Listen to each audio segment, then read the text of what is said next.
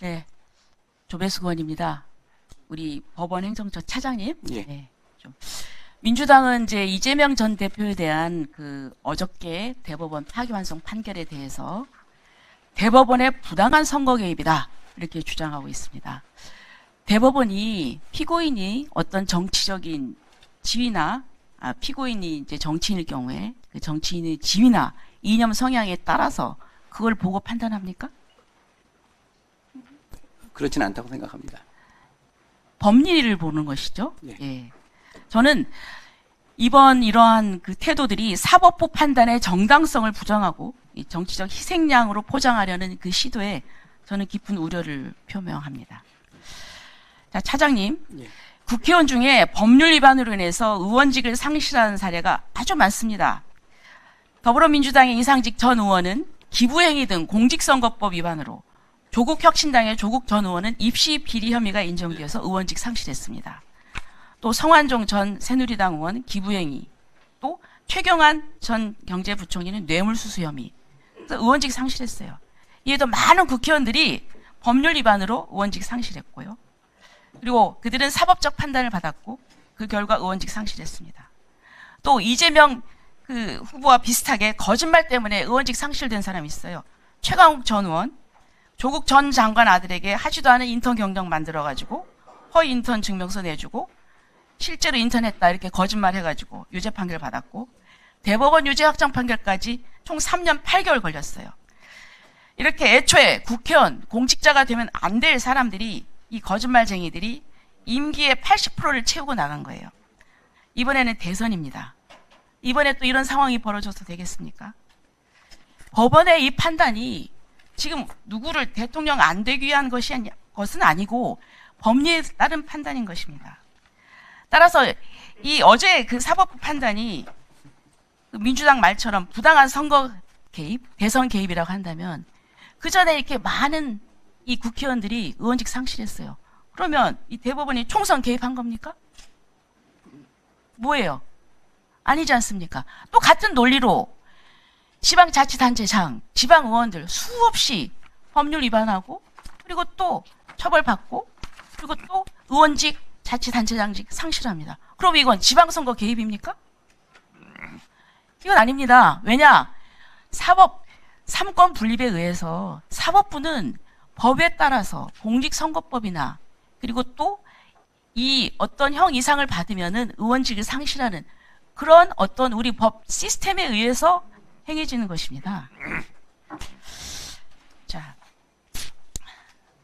그리고 또 공직선거법에서 100만 원 이상의 벌금이 확정될 경우에는 피선거권을 제한하고 있고 여기에 대해서 헌법재판소는 합헌 결정을 내렸습니다.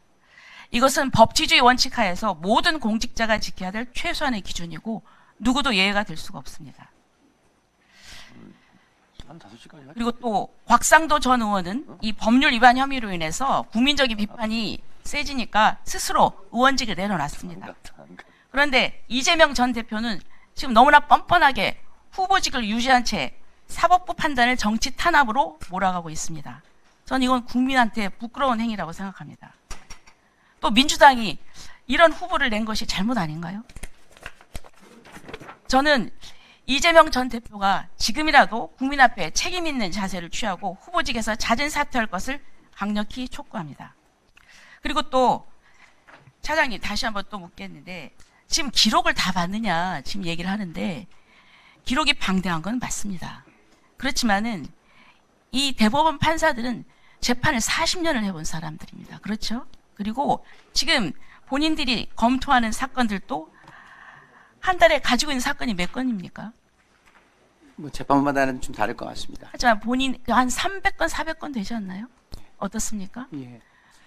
그럼 그 많은 사건을 어떻게 다 보겠습니까? 아니, 그러나 이분들은 오랫동안 법조인이었기 때문에 이 부분에서 쟁점되는 부분에 대해서 아주 신속하게 저는 기록을 보는 그런 노하우가 있다고 생각을 합니다. 그리고 또 제가 보니까 이번에는 대법원에서 사건이 접수된 이후에 신속하게 1심 또 원심 판결문 공판 기록을 굉장히 그 정독을 했다는 것 같아요. 사실관계를 파악을 했고 그래서 검사의 상고 유서 변호인 답변서, 의견서가 접수되는 대로 지체 없이 파악 검토를 했다. 그리고 또 허위사실 공표죄에 관해서 많이 축적된 그 판례와 법리, 그리고 또 국내외 연구 자료 등에 대해서 이 쟁점에 대해서 입체적이고 심층적인 추가 검토를 했다는 겁니다. 저는 충분히 이 기록을 언제 다 봤느냐, 뭐 그러니까 부실하게 된 게 아니냐, 저는 그것은 충분히 저는 그런 우려는 없다고 생각을 합니다. 이 부분에 대해서 어떻게 생각하십니까? 네, 의원님 말씀하신 것처럼 저희가 그 보도자료를 통해서 의원님 말씀하신 부분도 전달을 드렸고요.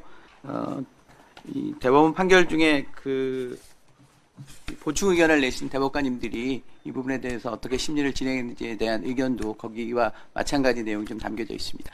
맞습니다. 제가 볼 때는 이건 한낱 기우에 불과하고요. 판결 결과가 그렇게 나오니까 이제 이런 문제점을 제기하는데 저는 뭐 분명히 해명이 됐다고 생각을 합니다. 그리고 또 이제 이게 이 판결이 지금 이제 파기환송이 되면은 지금 이제 고등법원으로 지금 내려갔습니다. 예. 고등법원에서는 언제쯤 이 심리를 하고 판결이 선고될 거라고 생각합니까?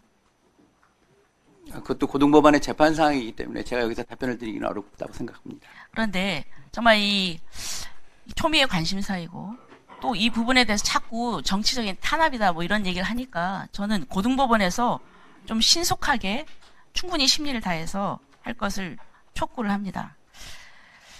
그리고 이 부분을 누구한테 물어봐야 될지 모르겠는데 우리 법무부 차관님, 네. 지금 이제 어저께 최상묵 그 부총리가 지금 탄핵 소추에 직면해가지고 그냥 사퇴를 했어요. 네네. 지금 그러면 국무회의 정족수 문제가 있는데요. 네네. 과거에 제가 행안부에서 그 유권 해석을 한 걸 보니까 네. 비슷한 사례가 있었는데 네네.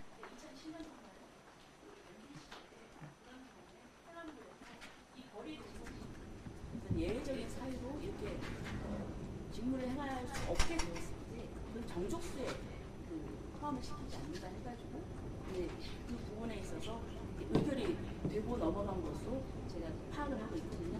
네. 파악을 해보셨습니까? 네, 헌법상 국무회의는 대통령과 국무총리 15인 이상 30인 이하 국무위원으로 구성된다라고 돼 있고 국무회 관련 규정에 의하면 구성원 과반수 이상 출석을 하면 개의할 수 있도록 돼 있기 때문에 과거 사례를 보면 15인 이하가 되는 경우에도 개의를 인정한 사례들도 있는 것으로 알고 있는데 여러 가지 견해들이 있는 것으로 알고 있는데 과거 사례들을 비춰보게 되면 15인 이하가 출석한 경우도 적법한 개의로 판단한 사례가 있었던 것으로 알고 있습니다. 네. 지금 질의 도중입니다만